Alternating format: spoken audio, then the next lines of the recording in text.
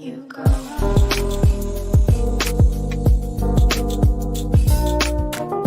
What is up, guys? I do hope you're well. My name is Mark, and today we're covering r/IDOWorkHereLady. If you're new here, please consider hitting that like, that subscribe, and maybe that notification bell if you enjoy the content, of course. And let's get straight into today's stories. Much love, guys. Our first story is from Allfather Flex. I do work here, and you need to go. Obligatory mobile warning. I work at a place that does nighttime events during the weekends, where we sell beer and have food. Not a restaurant, all outdoor. We are family friendly, and due to the type of licensing we have, we are only allowed to sell beer and no other alcohol. At the time, my job was to walk around and make sure that nobody was sneaking in outside drinks, as we'll occasionally get secret shoppers, make sure that we are following codes. One night, while we're making rounds, I spotted a group with clear plastic cups and a bottle of wine, which we don't serve. I politely informed them that they need to dump their cups and put the bottle away, and I would not make them leave as long as I don't see it again, to which they responded by saying that the bartender sold them that bottle of wine.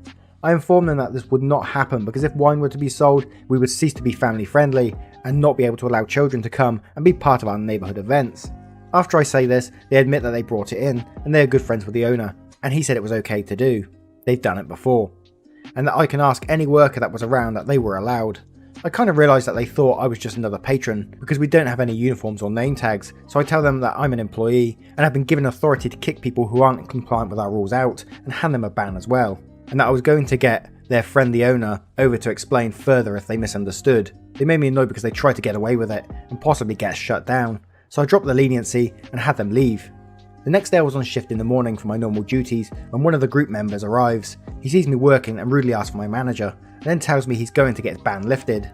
I am a manager, though a different section of the business, but still with some authority over these matters, and I tell him so. He drops a smirk and then says he'd like to talk to the owner then, so I suggest he call him since they are such close friends. He stormed off in a huff and has not returned since. All they had to do was put the damn drink away and go and buy a beer. Is it that difficult? I mean, I know people try to sneak drinks into places if they're overly expensive and stuff, but because it's a family run place and licensing and stuff, you can totally understand where they're coming from, you know? Oh wow. How would you deal with these people in the situation? Would you let it slide? Would you let them keep their bottle of wine and enjoy it and finish it off? Or would you tell them no, put it away because you're putting the event at risk kind of thing? Let me know in the comments below. Would love to hear it. Our next story is from Dashes to Dashes. Working as an intern, got mistaken for a client and treated like a child. This is kind of a short story, but I think it's worth sharing and it always cracks me up. My last semester of college, I did an internship as part of my special education degree. The organisation I was working for was what's called a sheltered workshop. Essentially a place for companies to send product to be processed by people with intellectual and development disabilities, autism, Down syndrome, etc., at a reduced wage. I actually spent the entire semester researching sheltered workshops and the practice of sub-minimum wage, so it felt like undercover journalism most of the time. The employees, or clients, are monitored and supported by a large staff of barely trained, non-disabled employees. I have chronic pain and fatigue, which means that I need to use mobility aids to get around. I alternated between a rolling walker and a manual wheelchair for most of the time there. I was the only non-client with a disability. I also wore a lanyard with my badge on it, which had my name and intern university name in big letters. Now sometimes my lanyard would get turned around so the front couldn't be seen. On many occasions I would be doing work on my computer or notebook while sitting in the common area, and one of the non-disabled employees would strike up a conversation either with me or with a group including me. Without fail, they would always address me with the same tone and manner they addressed the clients, while speaking perfectly normal to everyone else around. My personal favourite way of handling that was when they pulled a sugar sweet, "And who are you?" "Oh hi, I'm name, the intern from this university. So nice to meet you. I'm really learning a lot from this experience." The look on their face as it dawns on them that I'm actually articulate, college-educated person still makes me laugh to this day. It's like you could see the gears turn and the foot get shoved in their mouth. Lesson to be learned, don't treat disabled people like children, and never assume someone using a wheelchair is by default also intellectually disabled. Damn, I've never heard of like those sheltered workshops before. I'm sort of in my head right now, like I'm just firing this out there. Is that morally right to like be paying someone below minimum wage because they have a intellectual disability or developmental disabilities? Is that the right thing to do? That doesn't quite sit quite right with me. What are your thoughts on that? I would love to know below because my mind is just a bit all over the place with that one. Our next story is from Freeski919. I do work here and your vacation is over. Quite a few years ago, I worked as a ski school supervisor at a mountain resort. One day early in the season, it's slow, so I decided to take a run with one of my co-workers. Since I've been on my skis a lot, I opt to grab my snowboard for this particular jaunt. This is important later. So me and my buddy are out and about for a couple of runs, and it's time to head back in to check for lessons. We're down off the main mountain, and just cruising along a green, easy run that leads back to the base area. Like I said, it's a slow day, so there's nobody around, or so I think. I'm making regular smooth turns on my board when out of nowhere I hear a woman from behind me screech, "Get out of the way! Get out of the way!" Before I even flinch, I feel something hit the tail of my board. I get spun around and go down kind of hard. For a moment, the red rage light blinks in my head, but I think, okay, we're in a beginner area, she might not have had control, it was an accident, be cool.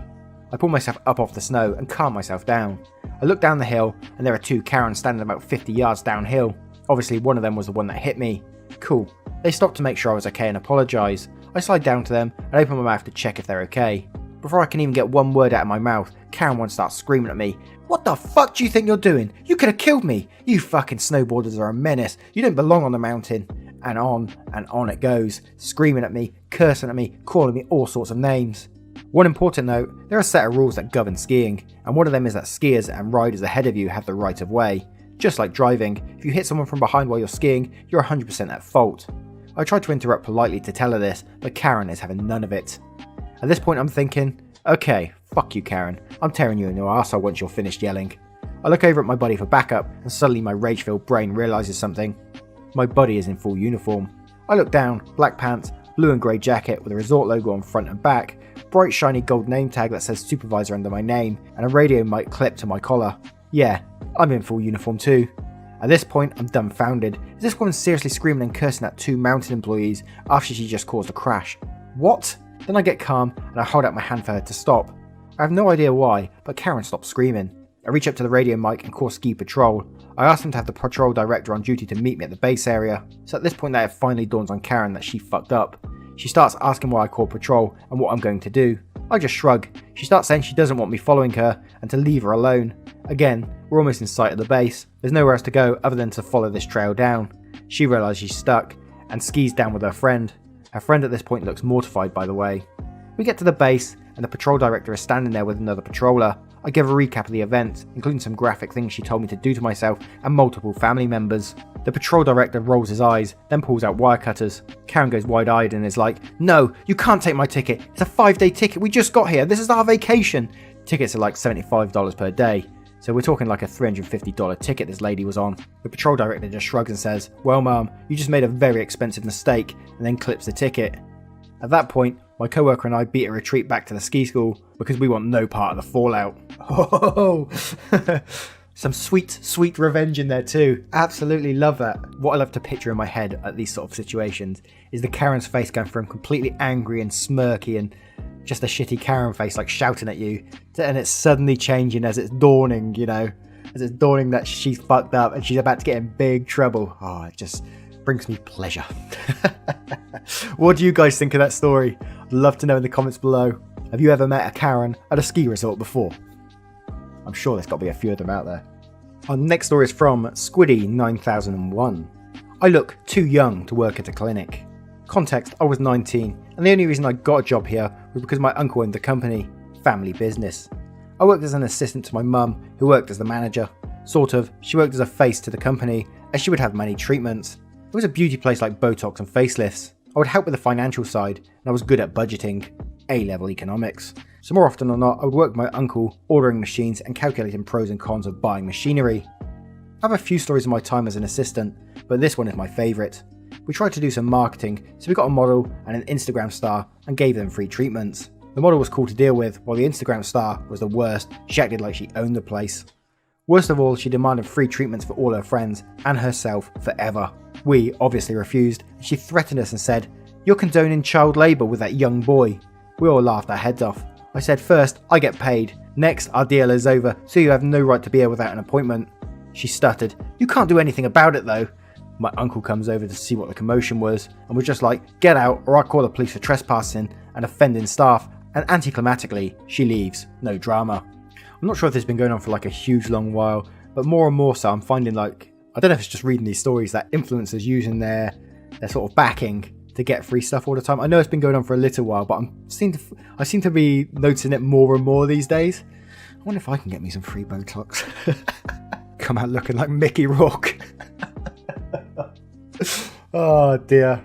As always, I'd love to know your thoughts on that story. And with that being said, if you did enjoy this content, please consider hitting that like, that subscribe, and maybe that notification bell. And I will see you in the next one. Much love, guys. Take care now.